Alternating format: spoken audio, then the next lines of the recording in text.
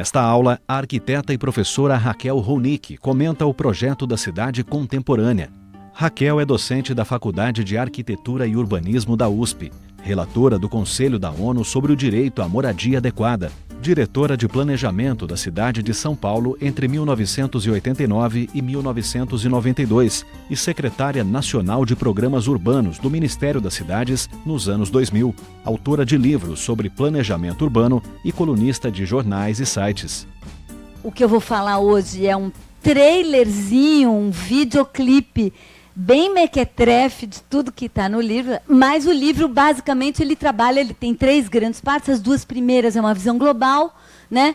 E a terceira é um mergulho no Brasil, essa mesma questão, mas pensando a questão do Brasil e desse momento em que nós estamos vivendo no Brasil, né? E, digamos, esse momento eu estou falando dos últimos 15 anos, né, que é exatamente quando, bom, e aí vamos lá para a hipótese, né, a hipótese inicial, e vamos hoje tentar fazer alguns elementos, né, da construção dessa narrativa. Ela tem um eixo fundamental, que é a ideia, e isso está no título do livro, não foi por acaso que o livro chama Guerra dos Lugares, a colonização da terra e da moradia na era das finanças. Eu estou falando de colonização aqui, num lugar onde nós vivemos uma história colonial, né? De ocupação colonial de um território. Por que eu chamo de colonização? Eu estou falando de ocupação de territórios, controle de indivíduos e comunidades e construção de narrativas e construção de imaginários sociais hegemônicos. É disso que se trata a colonização, né? E, nesse momento, essa colonização, ou seja, a ocupação do território do planeta, assim como foi o Império Colonial sobre o conjunto do planeta, a ocupação do território e a estruturação da sociedade e da política e do Estado com um objetivo fundamental, predominante, hegemônico, que é a abertura cada vez maior de fronteiras para que, ou fronteiras aonde um capital excedente global que circula no mundo sob a forma de uma circulação financeira, né? Então, nós estamos falando das finanças globais. Tem uma expressão que eu gosto muito e que eu acho que expressa muito isso, que é o wall of money, uma muralha de dinheiro, ou uma nuvem de dinheiro, que é resultante do lucro, né? Das operações de corporações, mas também de países, mas também é uma estratégia de manutenção de investimentos, por exemplo, também de fundos de pensão dos trabalhadores, né, fundos de pensão privado, assim como das poupanças das famílias. Ou seja, nós aqui também temos envolvimento com essa nuvem, absolutamente independente da nossa vontade, e essa nuvem de capital excedente global financeiro, ela tem que encontrar permanentemente aonde ela pode investir, aonde ela pode baixar, onde ela pode chover, para poder o quê? Gerar juros, gerar renda, para poder o quê? Aumentar esse volume de capital financeiro circulando pelo planeta, porque foram eliminadas as fronteiras entre os países e esse capital circula livremente. Os humanos não, tem fronteira, passaporte, repressão, morre gente no mar, na Somália, tentando entrar na Itália, refugiado sírio não consegue se estabelecer na Europa, enfim. Mas o capital financeiro global viaja na velocidade dos bits eletrônicos, porque tudo isso, todas essas transações, elas se dão através, e a tecnologia digital é fundamental para a gente entender a velocidade dessa transação e a desmaterialização e a possibilidade que isso tem de circular amplamente, né, e o que circula são valores, porque os próprios objetos não circulam, são fixos, e essa circulação financeira, ela procura, então, aonde ser investida para poder gerar juros, para poder aumentar o capital, para poder ser investido e gerar juros, para poder aumentar o capital, para poder gerar juros, ser investidos, para poder aumentar o capital. E se vocês me mandarem parar, eu vou continuar repetindo isso até o final dos tempos. Por quê? Porque nós não estamos falando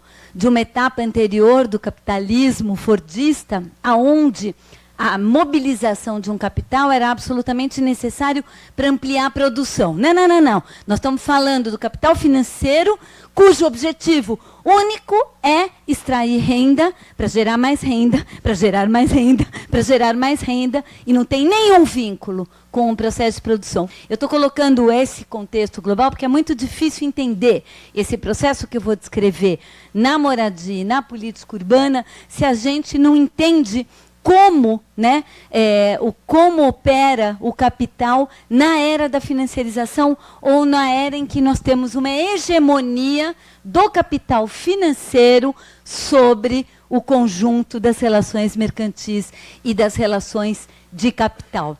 E, particularmente, a questão do espaço, do território, ou do espaço construído, do ambiente construído, acabou sendo, e é disso que nós vamos falar, uma fronteira muito importante para esse processo. Não foi a única, porque se a gente for olhar, a educação está financiarizada, a produção de alimentos, né, as commodities, né, como o complexo sucroalcooleiro, ele é completamente financiarizado também. Enfim, nós estamos falando de vários setores também, mas particularmente a produção do espaço construído tem um papel muito central dentro desse circuito financeiro, porque ela tem uma característica diferente dos outros campos de investimento possíveis, como ações, commodities, etc., que são dois elementos.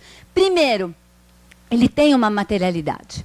Então, por mais que os preços subam e baixam nos mercados internacionais de transações, e isso é próprio dos mercados financeiros, que são mercados de jogo, são mercados de risco, são mercados especulativos por natureza, essa é a natureza desse tipo de aposta. Então, embora isso suba ou baixe, não vira pó. Né? Isso a gente já aprendeu lá com a tia-avó da gente, que falava, filho, compra, põe no imóvel, põe numa casa, porque aconteça o que acontecer, o negócio pelo menos não vai desaparecer, né? Vai continuar lá de pé. Né? Então, tem essa característica que é muito importante, sobretudo pensando no longo prazo. E o segundo elemento muito importante também do espaço construído é o fato de que, como ele tem uma longa duração, uma característica da arquitetura, né? Ao contrário de um objeto que é produzido, que dura 2 meses, ou 2 anos, ou 3 anos, depois estraga, some, desaparece, né? A arquitetura e o espaço construído, pelo menos em tese, dura, né? Dura 20 anos, 30 anos, 40 anos, 50 anos, 100 anos. Né? Dependendo da qualidade da construção, evidentemente. Então, isso significa que ela tem um potencial de gerar renda ao longo de um ciclo de tempo longo, o que significa que se em determinados 10 anos não gerar, mas pode depois ter outros 20 anos para gerar e depois para não gerar de novo, enfim, ele tem um papel.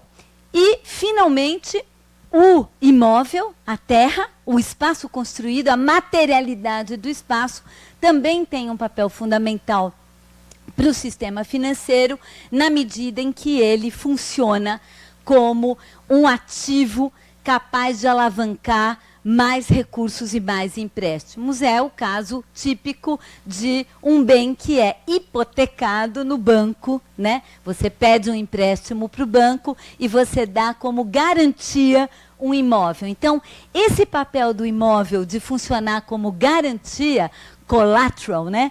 Ele também faz com que esse processo que eu vou descrever agora, como foi tão fundamental, como tem sido tão fundamental, como tem sido tão violento, a tomada da produção do espaço construído pelo circuito financeiro e mais a subordinação do processo de construção às lógicas, tempos e regras do circuito financeiro. Nós estamos falando de um fenômeno global, que, portanto, é absolutamente igual em todos os países, mas radicalmente diferente em cada um deles.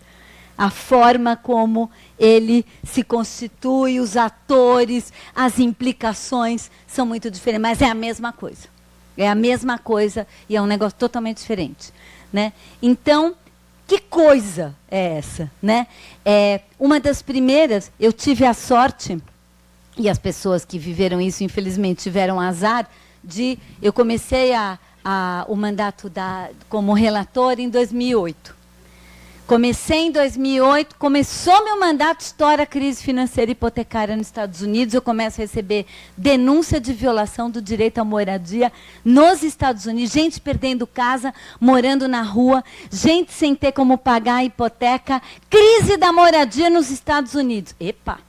Crise da moradia nos Estados Unidos, um país em que a gente, enfim, evidentemente que tinha problemas de moradia, evidentemente, mas esses problemas eram residuais, eu diria, né? Frente, por exemplo, comparativamente a países como o Brasil, a Índia, países africanos, onde o tema da moradia era muito mais candente.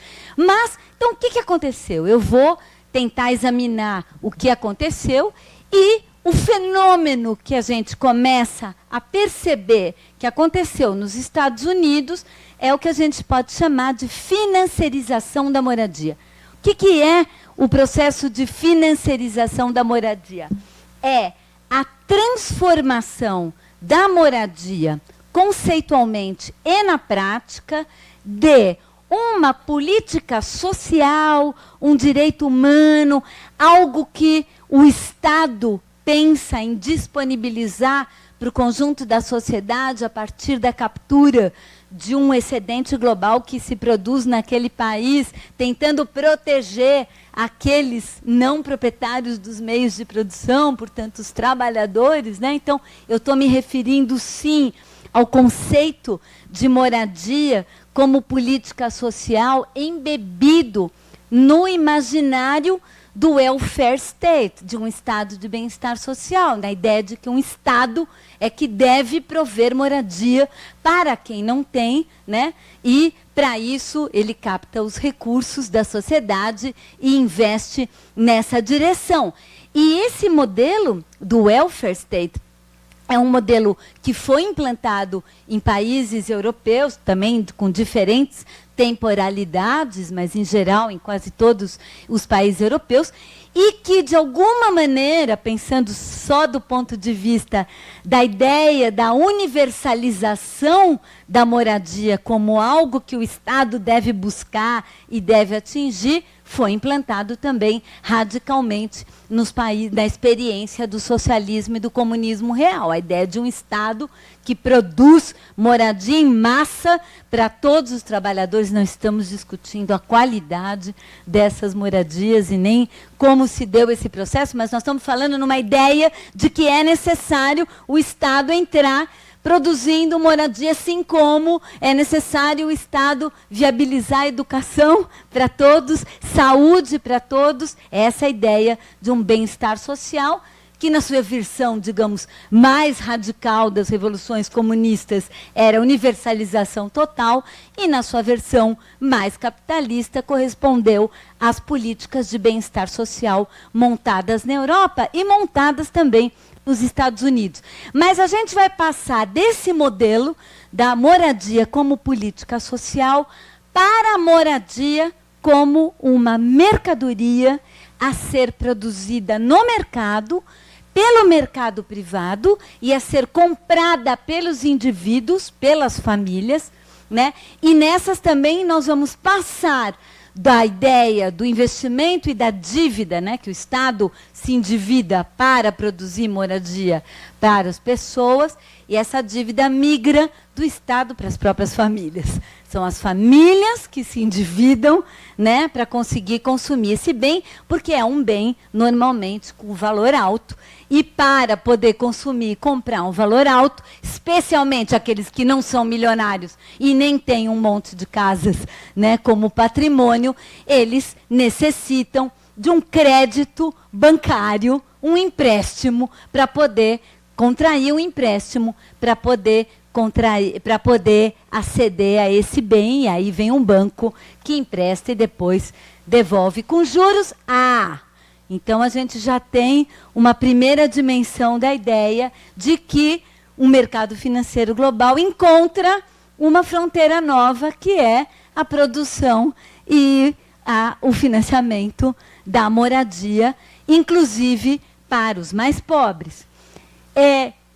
A crise financeira hipotecária, no caso dos Estados Unidos, ela teve a ver com, digamos, um estágio ainda maior do que a mercantilização da moradia, a ideia da moradia como mercadoria privada, consumida privadamente no mercado.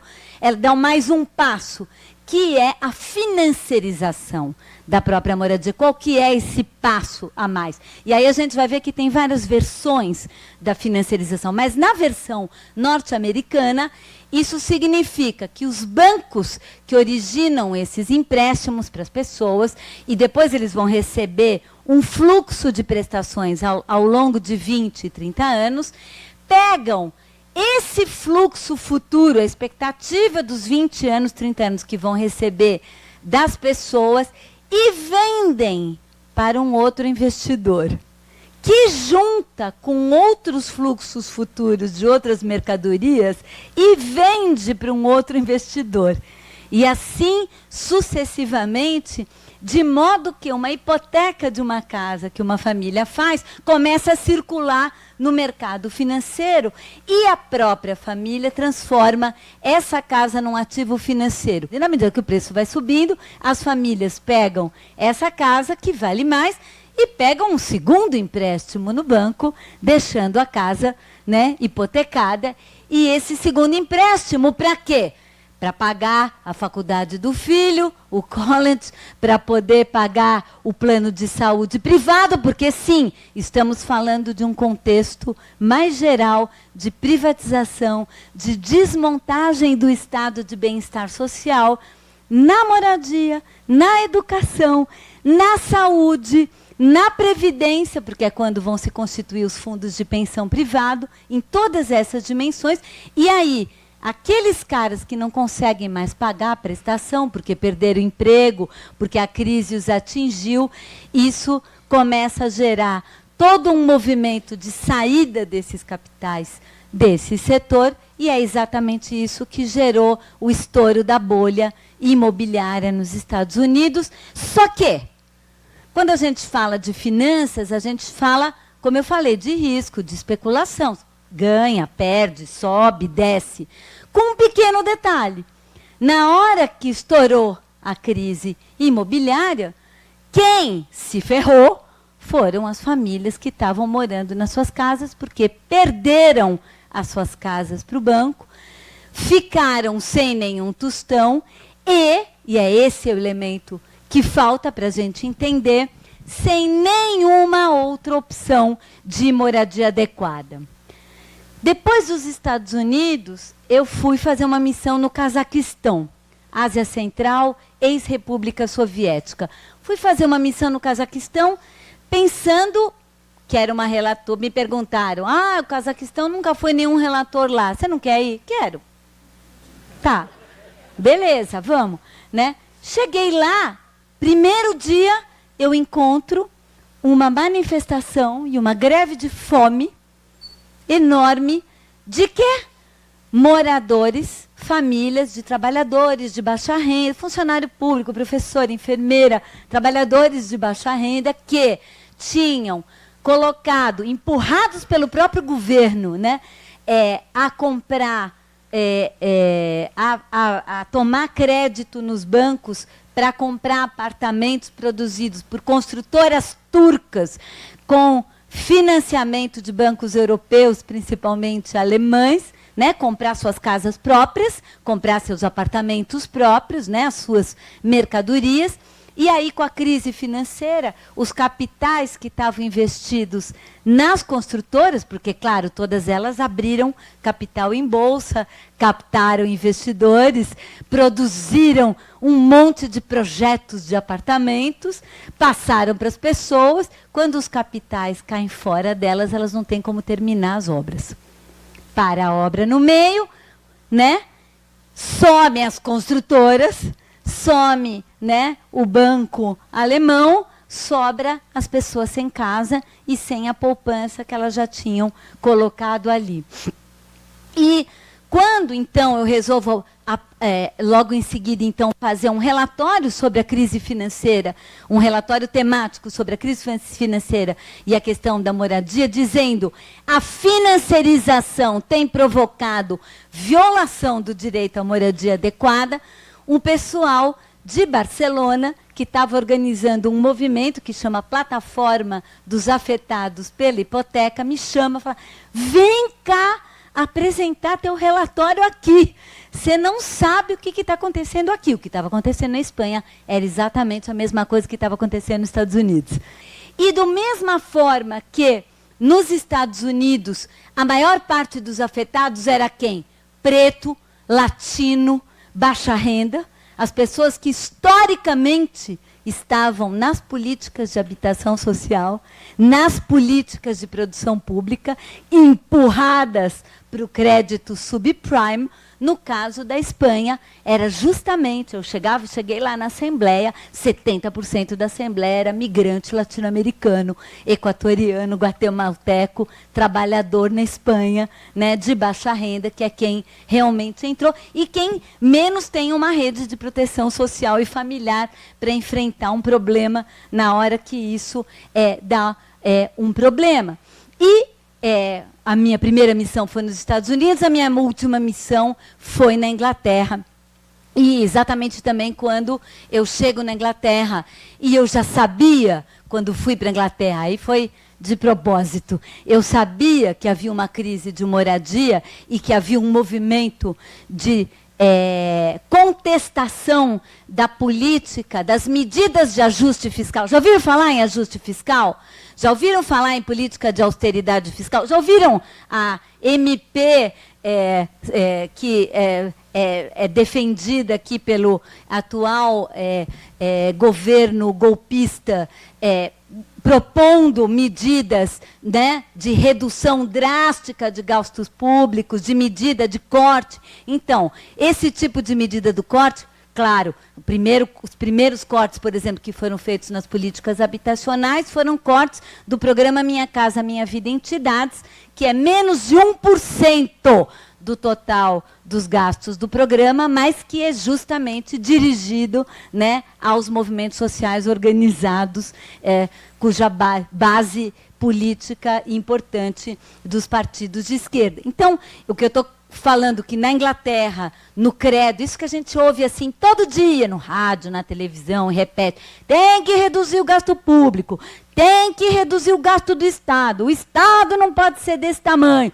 tem que deixar para o mercado. Mercado é eficiente, o mercado consegue fazer, o Estado não consegue fazer, e, portanto, nós temos que diminuir a dívida do Estado, diminuir o tamanho do Estado, e a função do Estado é abrir espaço para o mercado. Eu vou contar para vocês o que acontece no mundo real quando a gente abre o espaço para o mercado e desmonta as políticas sociais. E é isso que eu estou contando, o que aconteceu na Europa, o que aconteceu em países que tiveram políticas sociais abrangentes em seu tempo. Então, o que eu estou falando? Eu estou falando da destruição da habitação como política social e a construção da habitação como mercadoria e ativo financeiro.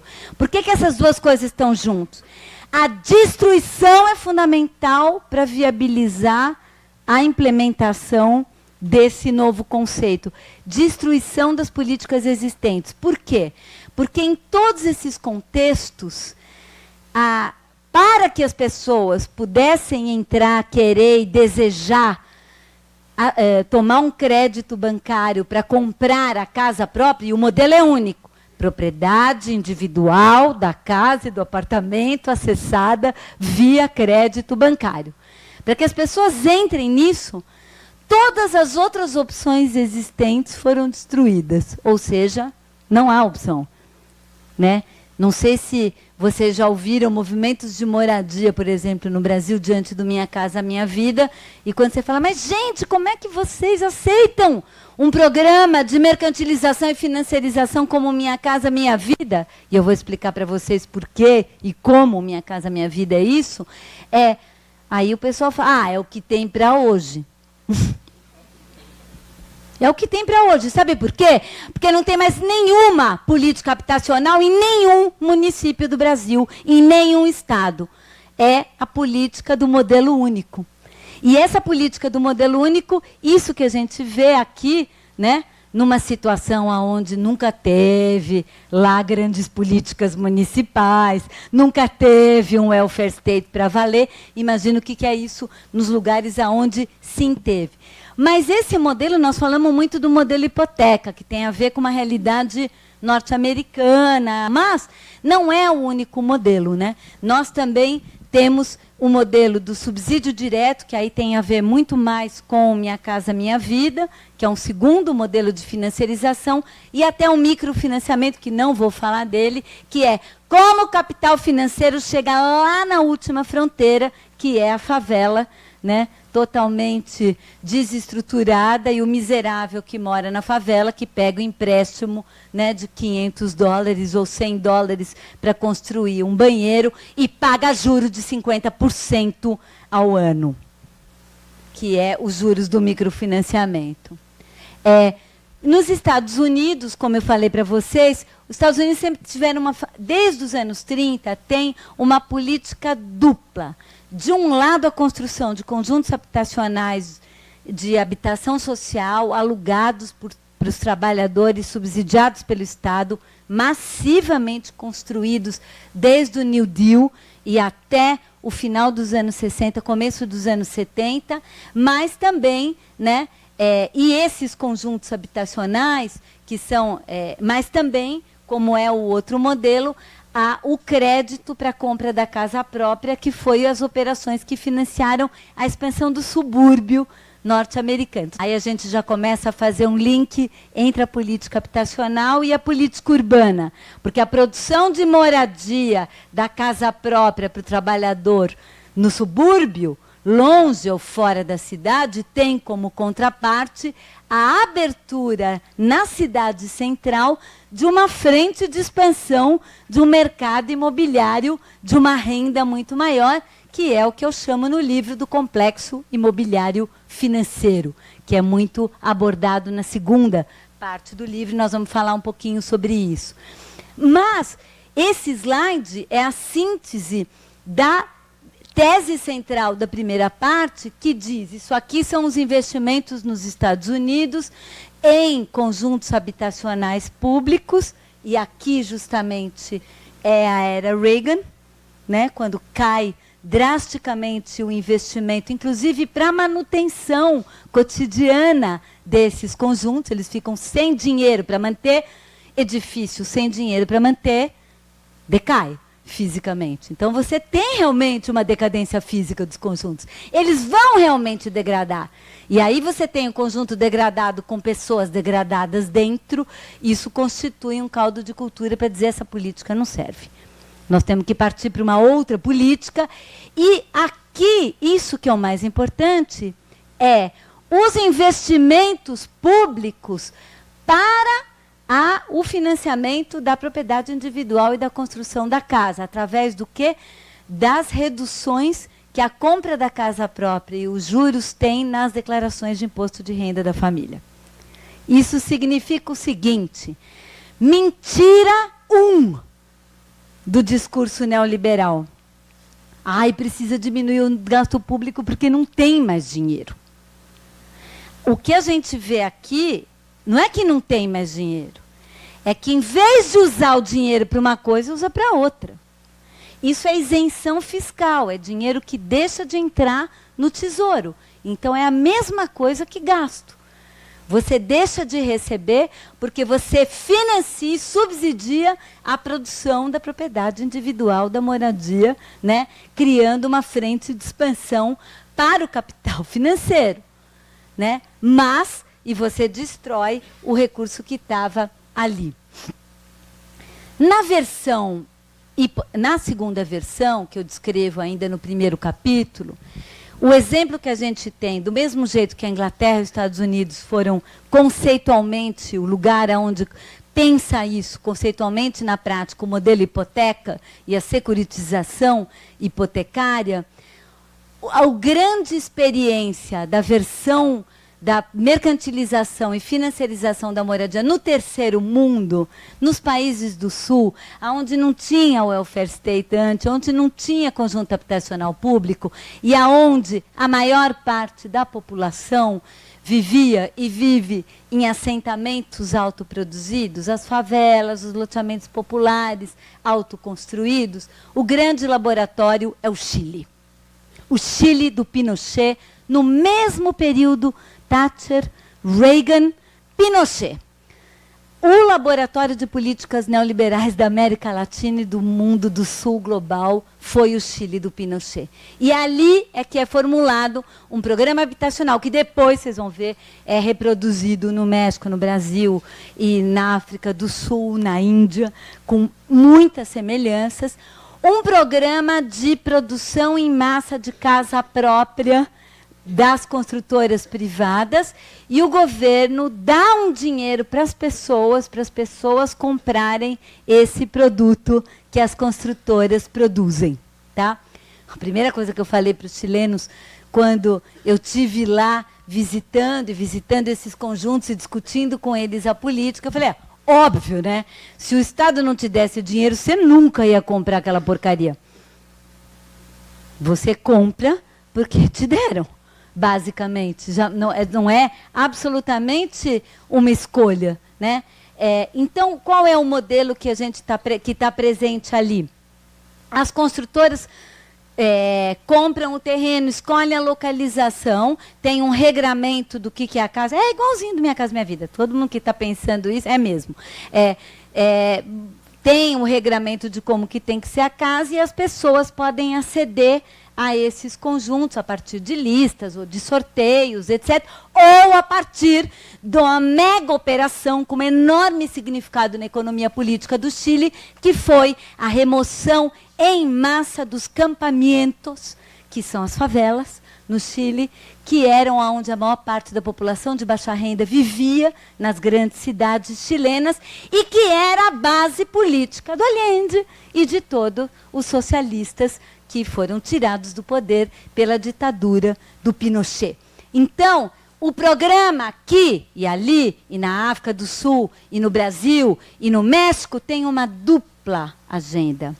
Tem uma agenda de alavancar a indústria da construção e a indústria financeira do crédito, de abrir oportunidades novas, porque as grandes construtoras que produziram em massa no Chile receberam investimentos de fundos de investimentos, equity funds, hedge funds internacionais, que depois saíram do Chile e foram para o México, que depois saíram do México, vieram para o Brasil, e assim eles vão continuando, né, esse capital, como os mexicanos falam, capital golondrina, andorinha, né?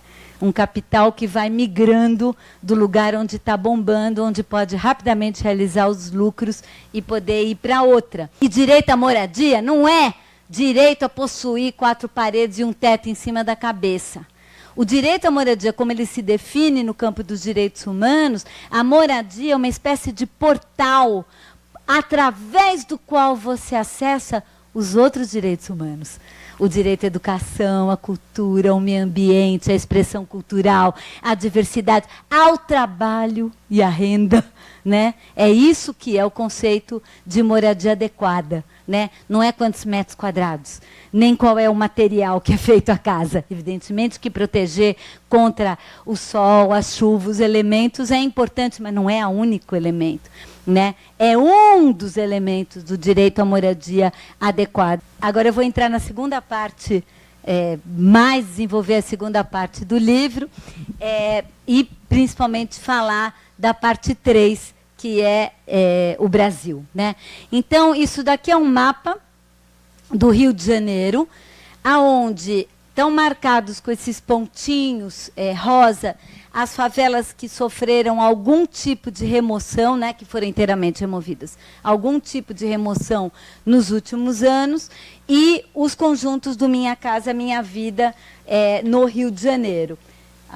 Né, os conjuntos do Minha Casa Minha Vida e as favelas que sofreram algum tipo de remoção. E estão marcados também aqui os clusters olímpicos, ou seja, os lugares que recepcionaram o projeto de reestruturação urbana que o Rio de Janeiro implementou para recepcionar a Copa do Mundo e agora as Olimpíadas. Então, tem toda...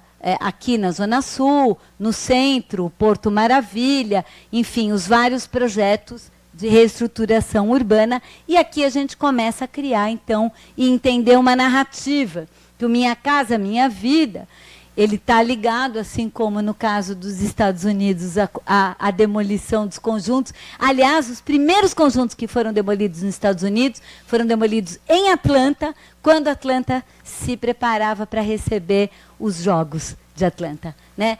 E os Jogos, eles representam, sim, um momento em que essas mudanças podem acontecer com muito mais facilidade, na medida que os jogos internacionais mobilizam a alma, mobilizam o nacionalismo local, e em nome dos jogos é possível se fazer coisas que em circunstâncias normais não se faria, né?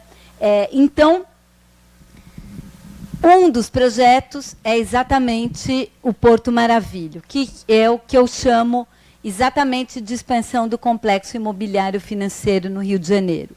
O que eu estou querendo dizer com isso? Que a limpeza de sair dali, o irregular, o baixa renda, etc., deslocado em direção à propriedade individual ordenada pelo mercado, produzida pelas construtoras privadas, que abriram capital em bolsa e se prepararam para poder produzir isso massivamente, dá lugar ao quê? A outra face da financiarização, que eu diria, uma face ainda muito mais radical da financiarização do que a própria financiarização da moradia. Por quê? Porque esse tipo, e eu vou explicar isso para vocês, por enquanto só vejam a cena do Porto Maravilha. Eu quero que vocês prestem atenção nas morfologias, nos produtos, na arquitetura disso, Chicago e Dubai. Né? Eu sempre, nesse pedaço, conto, né, quando apresento o livro, uma história que é verdadeira, que, enquanto eu estava na relatoria, tinha que viajar muito, e normalmente viagem longa, cansada, né, chegava num lugar totalmente acabada, zureta, entrava num carro para ir ser levada para um hotel, para começar a trabalhar, e aí olha assim pela janela, e por alguns minutos me baixava a maior dúvida: será que eu estou em Dubai? Será que eu estou em Jacarta? Será que eu estou em Chicago? Será que eu estou no Rio de Janeiro? Não, eu não estava pirada, nem cega. A gente está falando de paisagens totalmente iguais. Nós estamos falando das mesmas torres corporativas, os mesmos shopping centers, os mesmos hotéis com bandeira internacional, com a mesma forma, os mesmos centros culturais assinados pelo Calatrava ou pela Zaha Hadid. O que aconteceu? Uma epidemia de falta de criatividade global dos arquitetos que estão repetindo a mesma paisagem? Não. O que está acontecendo é que esse tipo de produto, a torre corporativa, o shopping center, o hotel de bandeira internacional, o centro de convenção, a laje corporativa, Esses são os produtos do complexo imobiliário financeiro internacional. Não tem nenhuma motivo, nem razão, nem objetivo de produzir uma coisa que a cidade precisa ou quer. A lógica que define o uso do espaço é a lógica da maior rentabilidade financeira possível. E a maior rentabilidade financeira possível é a da torre corporativa, do shopping center, etc. Não importa, inclusive, isso que é o mais louco de tudo, se eles ficarem vazios por um tempo. Porque é muito mais importante eles estarem, como se diz no mercado financeiro, on the books, como um ativo, do que exatamente sendo usados.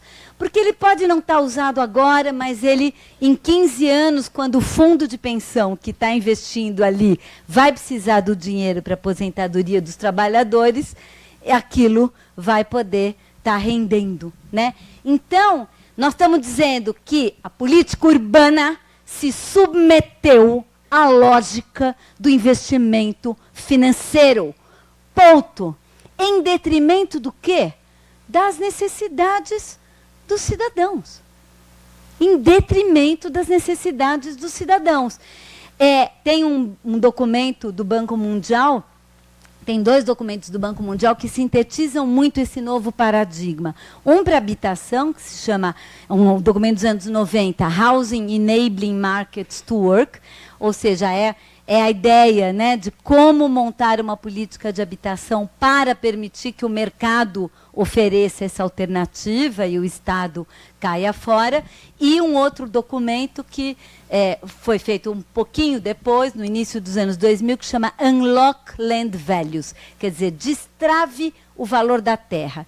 O que quer dizer destrave o valor da terra? Quer dizer o seguinte, que esse monte de pobre está fazendo aqui, nesse lugar supervalorizado, que pode render muito para um capital financeiro investido. É isso, destrava. E o destrava, na nossa linguagem aqui, como na Índia, como na África do Sul, significa, aí a Astana no Cazaquistão também é a mesma paisagem, né? Deixa eu jogar para cá, significa a remoção, o despejo. Então, essa é a relação entre, né, como a gente vai,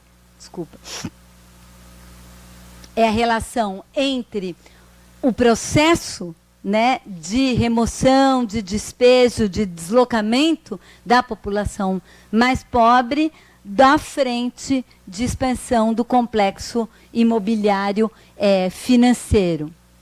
Essa imagem da Petrobras durante a Copa do Mundo, para quem conhece o Rio de Janeiro, está vendo que tem alguma coisa estranha, né? Não tem nenhuma favela em morro nenhum. Quer dizer, você vai construindo também um imaginário de uma cidade sem favelas, não é a realidade. Não são a totalidade das favelas que estão sendo removidas, está muito longe disso, né? Mas você vai construindo um imaginário de uma cidade sem favelas e você vai, né, trabalhando e fazendo isso na prática. Na especificidade do complexo imobiliário financeiro no Brasil. E é muito importante a gente falar isso nesse momento. O complexo imobiliário financeiro e a sua frente de expansão, no caso brasileiro, ele tem 2 características muito particulares e fundamentais. A primeira é essa. Ele é 100% financiado com recurso público. Não tem um tostão de investimento. Vocês ouviram falar de PPP? Parceria público-privada. Essas parcerias público-privadas são 100% financiadas por fundos públicos, pela Caixa ou pelo BNDES, por dinheiro público. O processo de financiarização no Brasil é promovido pelos bancos públicos e pelos fundos públicos. FGTS, quem montou o Porto Maravilha, quem financiou o Porto Maravilha, os bilhões do Porto Maravilha, foi o nosso FGTS, 8% da folha de pagamento sobre os salários de todos os trabalhadores do Brasil. É isso que financiou o Porto Maravilha. E os operadores, os agentes, no caso brasileiro, são... ouviram falar em Odebrecht, Camargo Correia, Andrade Gutierrez, OAS? Então, aqui vocês veem como que a montagem, né, de todo o processo da infraestrutura e da expansão e do projeto desse complexo, ele é o grande operador, são as empreiteiras, numa relação absolutamente promíscua entre o Estado e o mercado. Mas, aí é que a gente tem que abrir o olho e começar a olhar para além das sombras e das nuvens. Que, se o problema fundamental desse processo fosse corrupção, estava bico. Por quê? Porque o problema fundamental desse processo, ou seja, da tomada do Estado por interesses privados e mercantis, é que essa tomada vai implicar num processo decisório sobre a política urbana. Isso significa o seguinte: na medida em que as empreiteiras e as grandes empresas financiam o Estado, né, e financiam o poder político, a pergunta fundamental que o prefeito, o governador, o presidente vai fazer não é o que nós queremos da nossa cidade, é qual é a obra que nós vamos ter que fazer para essa empreiteira realizar, para ela poder realizar, então, receber o que elas chamam, e eu entrevistei as empreiteiras, uma espécie de seguro. O que elas dão para as campanhas, elas chamam de seguro, uma espécie de seguro, né, para que depois elas ganhem as obras, as remunerações, etc. E o que é mais perverso dessa história toda é que, em nome da denúncia, né, dessa tomada, dessa corrupção que nos indigna absolutamente a todos, em nome dessa denúncia, se opera uma transformação, nesse momento, dentro do Estado brasileiro, cuja palavra de ordem, eu não estou inventando, basta ver todas as declarações e todas as propostas que estão sobre a mesa, inclusive as medidas provisórias já editadas desse governo interino, golpista, que são diretamente ligadas para a expansão do complexo imobiliário financeiro e da tomada do Estado pelas essas empresas. Que tal? Então, em nome do combate a esse modelo, ao modelo da corrupção, a indignação que isso gerou, se abre espaço para o aprofundamento exatamente da mercantilização da vida, da financiarização da vida, no mais diversos campos, né? Inclusive, enfim, da própria política urbana. Vocês veem que a primeira medida provisória chama PPI, né? São os planos de parceria público-privada para os investimentos prioritários de infraestrutura. Para a gente poder concluir, eu não posso terminar essa minha fala. Se eu parar aqui, vai acontecer duas coisas. Metade vai se jogar, que não está no quinto andar, né? A outra vai cortar os pulsos, as pessoas vão ficar, bom, mas e agora? O que a gente faz? A gente está falando de um processo global, a gente está falando da hegemonia, né, de um modelo, de um paradigma no mundo inteiro. E agora? O que a gente faz?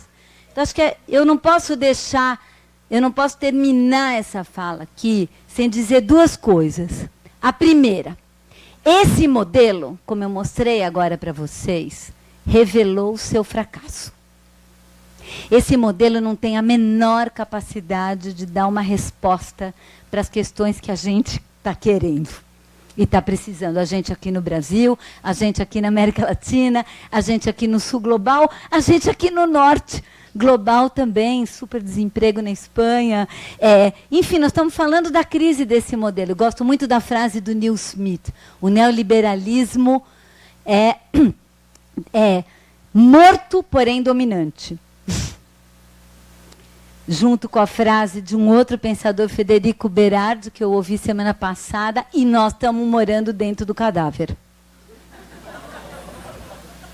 E é isso, para mim, eu falei, nossa, perfeito.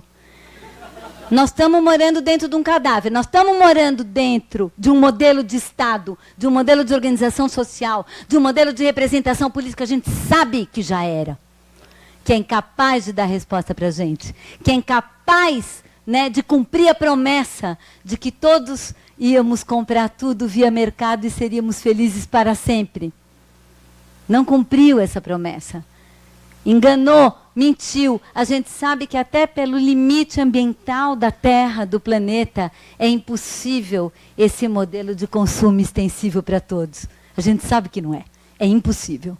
Então, nós estamos num impasse, dentro do cadáver. Mas, vivos. Vivos e resistindo.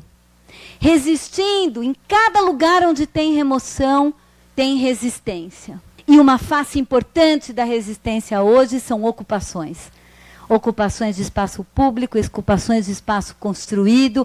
E essas ocupações, e é por isso que eu chamei o livro de Guerra dos Lugares, elas não apenas estão chamando atenção e demandando e colocando uma agenda daquilo que a gente precisa, mas elas também já estão segurando aquele lugar.